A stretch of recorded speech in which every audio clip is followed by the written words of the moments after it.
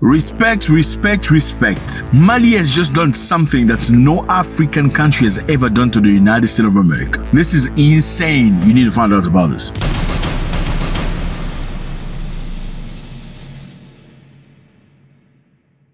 Before we start, fellas, can I ask you to do this? Can we all do this? Okay? Do this, please. It costs you nothing. We feel appreciated. It's done. Thank you. And for you that follow us every single day, we appreciate you. We really like that you come visit us every single day. Can you please click on the notification, because I believe a lot of you don't get notifications when the video is out. You actually see videos by mistakes, by chance, as you're looking through YouTube, then you see a video. You don't get a notification saying that Zack has published a brand new video. If you that person for us, if you at that level of brotherhood, please click on notification. It's a little bell. Click on the bell so you can get a notification every time we publish a beautiful video. Thank you very much. I'm a big fan of respect, and you're going to excuse the microphone. We don't have the microphone today. It was a mistake, honest mistake. Sorry about that. I hope the sound sounds good. Now, respect is something I value a lot. Do you value respect? I know a lot of black people respect. I mean, you want to be respected, right? You see a lot of relationship and marriages die because the man felt not respected. You know, you don't get that a lot in many other nations and other group of people. It's usually black people that are very strong with respect. You gotta make sure you respect your spouse's parents and uncles and big brothers and stuff like that. And even relationship respect is very important, right? You must respect each other. If you have no respect for one another, you need to question the relationship or the friendship. Now, Mali understand that very, very well. Okay. Now, Mali has done something crazy to the United States of America. Mali has done something crazy. So what's happened? Basically, Mali has been removed from the US visa bonds. Okay. That's asked many African nations to pay $15,000 before applying for a US visa. Do you remember it? Yes. The United States of America came up with a brand new plan with Donald Trump that's African countries should pay $15,000. So if you wanted a tourist visa to the US, business visa, you have to deposit $15,000 at the US embassy in Africa before they even consider giving you a visa. Now, the money, you're gonna get it back as soon as you return to your country. If the United States has indeed taken such actions towards Mali, it is understandable that the Malian government would react in kind. Such behavior is quite common in international relations. Les États-Unis ont eu effectivement à prendre de telles mesures. What was the goal? The goal was they noticed that many African people go to the United States of America as tourists and never go back to Africa. Therefore, Donald Trump said we need to find a way to stop this from happening. We're going to impose $10,000 to $15,000 to African nations. They started with Zambia, Malawi, and some other countries. If you want to come to the States, you need to deposit $15,000 bond, and the day you want to return, you can go back and ask for your money, which I believe it's a bit absurd because many African people that really want to go to the US to stay, they will sacrifice the $15,000. They don't really care about that. Anyway, most of the countries accepted it, okay? They were, okay. Some complained a little bit, but they were fine with it. Not Mali. Well, Mali, in reciprocity, instead of saying, yes, sir, we are going to accept your $15,000 bond before we apply for a visa, but we're going to ask you $10,000 if you want to come to our country. That's exactly what Mali did. So for every American citizen that wants to visit Mali, which I think many Africans, American Africans or Black Americans that want to come to Africa don't necessarily think about Mali as the first place to go. But Mali say, in the name of honor and dignity, you're going to have to pay $15,000, which you will take back as soon as you want to leave our country. We'll give back to you. Congratulations. Congratulations. I think at some point in life, you need to make yourself respected. And we do it really well when it's other black people. When another black person talks to you sideways, you cut him off right immediately. You don't think about it much. You go like, wow, did I say hi to her? She didn't respond. Well, I'm going to say hi to her again, right? That's what you do. But when it's a Pakistani or an Indian or a Chinese, then you go, oh, maybe the Chinese didn't hear me well. Or maybe my accent wasn't well. Or maybe I didn't pronounce the way he understands. Right? Now, it's great to see an African country level up and say, you know what? If you're going to treat me like I'm a little piece of something, well, I can do the same. How about that? How about that, America? Well, it's very sad because then our African-American brothers also are, hit with the sanction. Well, guess what? What happened? Few moments later, the United States of America has come back and said, you know what? We've removed, they didn't make it official. They've swiftly, silently removed Mali off the list of countries where visa bond was imposed. So my other countries are still in the list, but Mali is no more. Is this how you must manage things?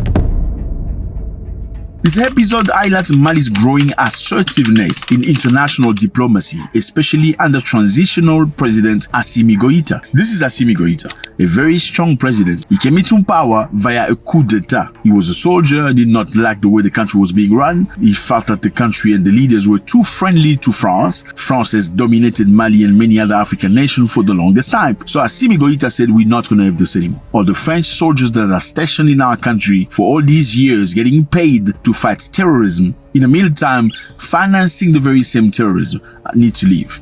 They left. Well, people don't like him very much because he hasn't organized elections. Well, he said he doesn't need to organize elections until the country is stable. Well, why this matter? It reflects a shift U.S. policy tone, possibly aimed at easing tensions. Do you hear me? Easing tensions and restoring bilateral cooperation. So the United States of America knows how to ease tension. Did you know that? Did you know that? Or you're learning something new? America knows how to ease tension and restore bilateral cooperation. What does this mean? It's like a bully. You know, somebody bullies you. When you accept the bullying, you're going to be bullied. You know, I remember we used to go to school. Maybe you didn't experience that. I did. You go to school, you meet a guy that's stronger than everybody and he tells you, you look like you come from a rich family. Tomorrow, I want you to bring me a sandwich. Yeah. I want you to bring me cheese. Yeah. We experienced that. If you don't bring the cheese, my brother, you're in trouble. Until somebody stood up. And remember, will never forget. The guy's name was Kapi. Kapi wasn't very much as strong as this guy, but he had the heart. When Kapi stood up, everybody stood up. Maybe somebody has to be defiant, okay? Mali is defiant, and the reciprocity, October 2025, Mali added to the US visa bond requiring $15,000, not $15,000 reciprocity for an American to go to Mali. Now, some other countries also went through the very same situation. We're going to try to find out how they managed this. Ghana was faced with a situation where America downgraded its visa advantages, basically from 5 years to 3 months. So Ghanaians, every time they apply for a visa to the US, could get 5 years multiple entry. Now, Trump downgraded that to 3 months, citing overstay. Okay, reasons: overstay. Say Ghanaians are overstaying in America. You're not getting 5 years visa anymore. The Ghanaian president, this man right here, Mahatma Musa, it's a man that I respect, okay? Anyway, but I don't know about that, and I want you to tell me how you feel about this. As opposed to Mali that resisted, Ghana said, oh, America, we still want to come here and get 5-year visa. What are we going to do for you so you can be happy? Or how about we take some of those people that you don't want, or those criminals that you're chasing away? We can take them in Ghana. And we agreed with them that West African nationals, were acceptable, because all our fellow West Africans don't need a visa to come to our country. That's what Ghana did. So Ghana bent over, whether you want to call it that way or not. They did bend over to Trump's pressure. That was pure pressure, telling you from 5 years visa to 3 months. Well, you gotta bend over. Somehow, this is America. Ghana bent over. And now, things are normalized between Ghana and the US. That's what the Ghanaian president did to reverse the situation.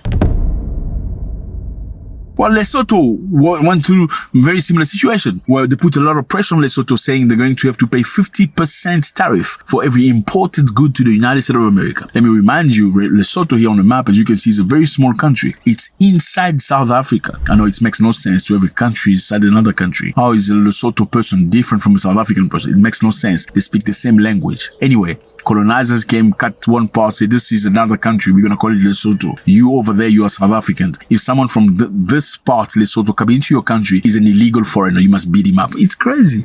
It's crazy. Anyway, Lesotho was faced with 50% tariff. What did Lesotho do? They went to negotiate.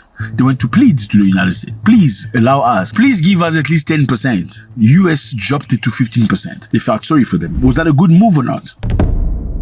We also have Nigeria. America said Nigeria from now on are not going to get those multiple entry 2-year visa anymore. Okay? No more. You're going to get 3 months. 3 months validity with single entry. Why? Because Nigerians go and they don't return to their country. Now, America did that in reciprocity because Americans can only get a visa to Nigeria for 3 months. Okay? So you can clearly see a difference here. Mali stood its ground. Respect is restored. Other country bent over. There's no respect. It's just like dingling you a piece of carrot. Like every time I ask you to do something and you do it, I give you a piece of carrot. If you don't, I punish you. Mali doesn't play that game. Well, Mali's friend with who? He's friend to Burkina Faso and Niger. Recently, Trump asked Burkina Faso to take in illegal immigrants. For them, Burkina Faso say, no, we're not doing that. We're not a dumpster. If people want to come here because they want, great. If they don't want, then we don't want them. Et puisque les visas sont gratuits, est-ce que vous êtes... And since visas are free, are you willing to receive non-Burkinabe nationals, but who would want to travel to Burkina Faso? Au Burkina Faso?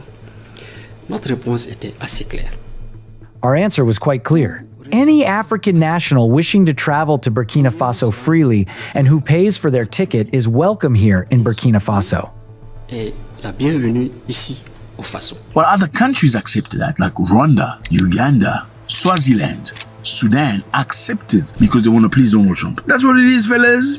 We can talk so much more, but we stop from here. Let me know how you feel about this. Is this how you should stand? Is Mali right to stand its ground so you can restore respect? Or should you use diplomacy and bend over and pay money like Kenya's been paying some dude $196,000 a month to lobby for Kenya, to speak nicely? One person getting $196,000 a month. Or you think you should do like Ghana, and accept all these people that Trump doesn't want so your country can be okay? Or should you stand strong like Mali? Which one is the right one? Let me know how you feel about this. It was a great pleasure. Fellas, please drop a comment. We need you to do that.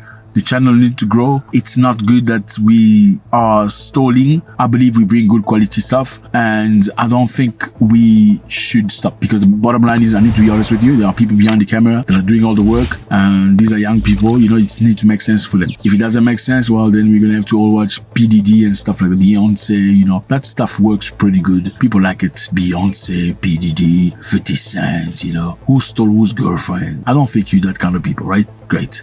Let's participate. Let's make it. Thank you very much to the people that are part of the private group. This is our private group. I see you and I appreciate you. Thank you so much for participating. Thank you for seeing the hard work we're putting in. Thank you for contributing, and I salute you. Okay. This weekend we're going to have our private live where we're going to discuss. It's basically, there is a number. You can talk to me on the live directly. We can talk to one another. God bless.